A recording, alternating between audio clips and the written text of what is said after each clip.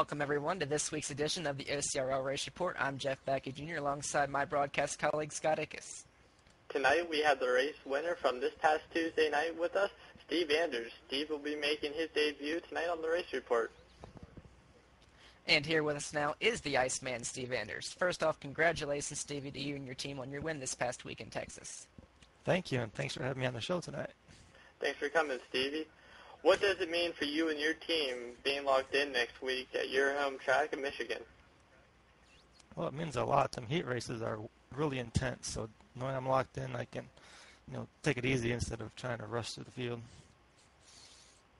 I know what you mean by them being intense. Stevie, you guys are leading the points right now by just 6 points over your teammate here, Scott Ickes. You're the first driver this season to win multiple times, and right now you have this thing well in control, or so it seems. Aside from your 10th place finish at Daytona, you guys have finished in the top 4 every single race. What are you doing differently from this season to last season that has made you as a driver, so much better? Well, XM puts out some good equipment, for one, and I've really changed my driving style. I used to just lay back and wait. I kind of been pushing the issue a little more this season since our last season in trucks. All right. Well, let's start talking about this week's race. This week we have Michigan coming up and beginning with the duels. It's tough. We have every week we have about 18, 19 drivers. Yeah, it's action-packed. This past week, we had a smaller field, but we still had guys that needed to show up on time. The first race in your race, I didn't pay much attention because I wasn't part of it. But in our race, it was pretty simple. We had 6 guys. The top 5 gets locked in. The 6th driver, John Dragonelli, tried making his debut in the series. He wrecked out early, so at that point, the rest of us knew that we were going to be in. And Corey Bunch made his first start of the season, and he made it interesting for the fans to go ahead and try to win the heat race. And he got me loose out of in turns 1 and 2, slid me up the track, and drove on by me and got his first. Well, it wasn't really a win, but he won the heat race. And you want to talk about your heat race? Yeah, in our heat race, it was pretty simple. JRM always brings his equipment to the track, and those 2 drivers, your teammates there, Jason and Jesus, they were fast. They were 1-2 most of the race. I was right behind them every once in a while. Chris Hiller and Sean Sadler would catch me, but overall, I mean, the top 5 were pretty good. We had Caden McCorkle who had problems. We had another rookie driver who had problems. Off the top of my head, I can't remember his name, but he was having problems, and I think it was James. James was having problems. So, it was just a tough track. I mean, going through turn 2, I think everybody heard it if you listened to pre-race and post-race interviews. Everybody was just having trouble with that turn. Yeah, the bumps in particular in turns 1 and 2 were the problematic part of the race. Everybody was juking around, getting loose, bumping into one another, and that's where all of our issues. 10 cautions Tuesday night, and Stevie, we'll ask you from the driver's standpoint. Of course, we're all drivers, but we're also the show's hosts. So let's ask you, how did the bumps fare for you? They weren't. I said you had to get like right on the white line or way above the black groove to be all right. If you could hit that black groove, your back end would like ground. So it was pretty rough. You had to be precise. And that's the way it was for me too. Yeah. Yeah, everybody had issues going through that turn. I know I did, and we even had a wreck coming off of turn 2 that was pretty bad. But we know you finished first, Stevie, obviously. Yes, the 2 front leaders. It was Corey Bunch. He proved to be fast pretty early on in the race, and Chris Hiller. He's an aggressive driver, and everybody knows that. And he had a fast truck, and he asserted himself to the front and got up there, and him and Corey made contact, and Corey got out of shape, and Chris got out of shape, and everything kind of just threw in behind him. Scott, you were a part of that, and I believe Stevie was as well. Yeah, it was just tough racing, and we just couldn't see what was going on, and I got a little bit jumpy. So it was a tough break for my team, but we stuck through as much as we could through the race. Yeah, and a lot of the good trucks were taken out at that point. As we mentioned, Corey, he got the worst end of the deal. Kind of ended Chris's night. He wasn't as fast as he was, and moments later, my teammate Jason, them guys had alternator problems after that, and that ended their day early. And it was a shame because they had a really good truck. But let's talk about a surprise driver. Well, not really a surprise, but he's always been around in the OCRL, and he made his first race after the heat races, Sean Sadler, and he was up there on front. I think he was even leading the race at some point. Yeah, he led 17 laps. He was very impressive, and it really was a surprise. Sean Sadler, he led 17 laps, and it's really good to see that team do well, especially with Sean as a person. He's been a fan favorite for several seasons around this league, and there was no luck involved. He drove himself up to the front and was a contender all race long, it seemed, and ultimately he was there at the end. Yeah, I was pretty impressed with him. He was pretty fast. Is there anything else that you guys want to add? I'd like to give a shout out back in the heat race for Patrick O'Toole. I mean, me and him raced in the back there for the transfer. He was pretty tough in the heats. Didn't fare too well in the race, but thumbs up in the heat race. Right. Yes, and in the actual race, he was the first driver to result as I guess you'd call a count out. Those guys, they had issues. He brought out 2 cautions, and eventually being a broken sway bar mount, and being that team is underfunded, they didn't have the crew guys to go to work and repair that, so that ended their day early, and Jason was the second victim out of the race. I think we had 4 drivers DNF out of that race. Yeah, and it was like we'd mentioned before, it was a problematic race. It was great racing up front. My favorite part, hands down, has got to be racing with Stevie for the lead.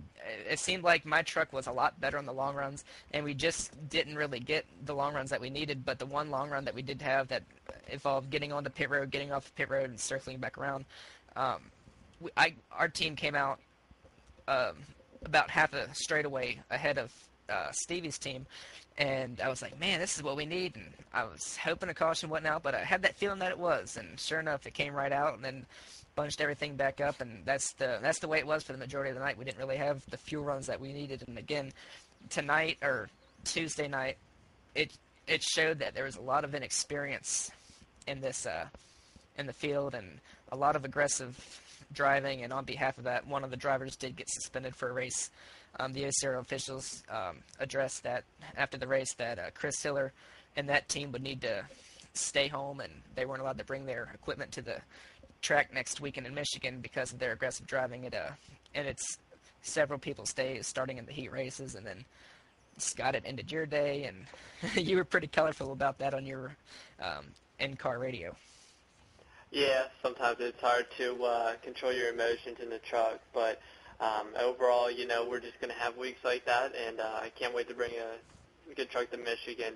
Now, I know you guys said in your post-race interviews about that last lap, but do you have anything to add about that last lap between you and Stevie? Well, I'm sure Stevie will have his own input. He can say his side of the story after I finish mine, but it wasn't really the last lap. It was close to the finish. I think it was 3 or 4 to go, and I had let him by. I don't want to say let him by, but he had gotten by me, and I knew that my truck was better than the middle of the run, and if I could get back by him, I felt like I could maybe keep him behind me, and based on the runs before, and it was starting to get crunch time. I knew I had to get in front of him. At this point, I was doing everything I could, driving him into the corner real hard, and just trying to stay sucked on his left rear or his right rear on the high line. And I got so far sucked to it, I ended up getting into him, and he got sideways, and I jumped on my brakes to avoid him, and then my truck turned sideways. And Stevie, that was an awesome save, and I'm glad you were able to keep it going. Yeah, you were testing my driving skills there. But my crew chief said, you have no worries. You got Jeff behind you. You guys race clean together. Next thing I know, I'm getting hit and I'm going sideways. I'm like, you said what? But everything was good. And then the last few laps, I was watching my mirrors. I just knew he was setting me up because, like he said, he had the better truck. But I didn't have the better truck. You guys came there prepared, and tailgate or not, you guys were fast. And and it was a pleasure racing with you. And if you guys didn't see the results or anything, Stevie did cross the finish line first. But it was good job by you guys. Thank you. It was fun. And that's where we start off here. Stevie won the race, finished first. We have Jeff finishing second. Yeah, that was me who finished in second place. And that's your second consecutive second-place finish, too. Yes, it is. Jesus Andrade finished third. Sean Tyler would finish fourth. And Corey would bring home his truck in fifth position. The rest of the top 10 in the finishing order can be seen on the graphic right here on your screen. On the other side of the break, we're going to break down some news going into Michigan next week. Let me ask you this. What is it that I like the most about this league? I like that feeling in the pit of your stomach on race day, destined for greatness. I like the sound of 50,000 fans cheering at the top of their lungs because the 88 took the lead. I like hearing those four famous words, gentlemen, start your engines. I like that fine line between checkers and wreckers. Going from green flag to checkered flag, knowing you raced the best and won. I just like that I'm a part of this league. This is Mine. This is your, This is Our OCRL. This past week, the OCRL launched its Fantasy Racing League. Yeah, and the man behind that, Michael Racer Gruby, I want to give a big hats off to him. He was the mastermind behind it, and he's put it all together and got it going. The team submitted their paint schemes. That went underway. They had their first race this past week at Daytona, and talk about exciting. I mean, Scott, me and you did the play-by-play up there in the booth. Yeah, it was a real honor doing the play-by-play. I had a lot of fun with it. I'm sure you did too. I'm sure we're going to be doing more of those, so I can't wait to do it. But that Daytona race was very exciting. If anybody hasn't had a chance to check it out, they really have to. It's definitely not a waste of time. Yeah, you can check that on the newly added fantasy racing section on the OCRL.com. The weekly, he's doing 2 races a week. I believe it's Monday and Thursday. And the second that the video is submitted, the broadcasters have done their deal. It's going to be put on the website with updated standings and results, and it's going to be a weekly deal for them guys, and it's going to be exciting. If you love fantasy football, fantasy racing, then this is going to be your cup of tea, so to speak.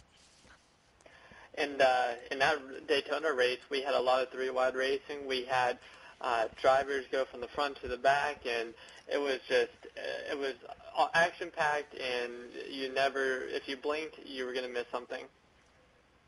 Oh, yeah, and the one thing that these guys were told before the race, it's computer simulation. There's going to be accidents. There's going to be wrecks.